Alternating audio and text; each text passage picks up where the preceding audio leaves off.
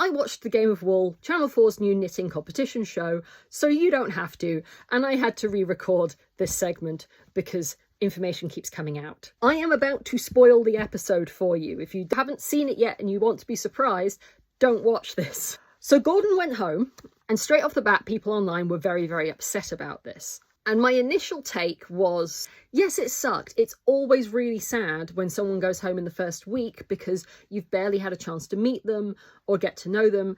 And it was apparent that Gordon was a very talented knitter and had just had really bad luck. But equally, my position was, this is just how these shows are. I have seen a bunch of people online saying that they shouldn't have time limits and they shouldn't send anyone home, at least for a while. And I get where you're coming from, but that just doesn't work. When they make these shows, the time pressure, the competitiveness and the eliminations is a fundamental part of the format. And it's fine if that's not your thing, but that is what the shows always are. That does mean that some people are just going to get shafted. And sometimes the people you like are going to go home for what feels like unfair reasons. Ask me how mad I was when Kit got eliminated from the sewing bee. But anyway, I digress. Since the episode came out and since I first recorded these videos, we've had more information from Gordon himself on YouTube.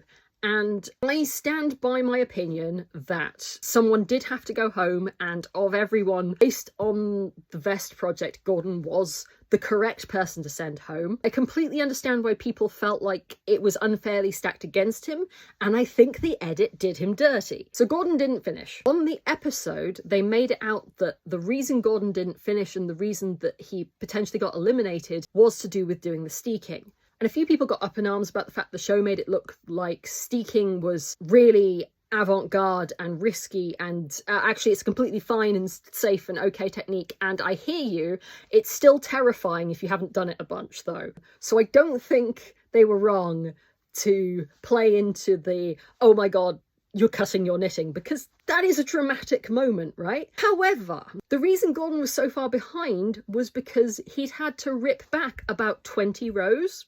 This information is all on YouTube and you should go and watch his channel. The thing is, having to rip back that much knitting is pretty dramatic. So why wasn't it in the show? So I'm going to be super charitable and say that I assume they don't have that footage. And that in and of itself is a massive problem. So here's my theory.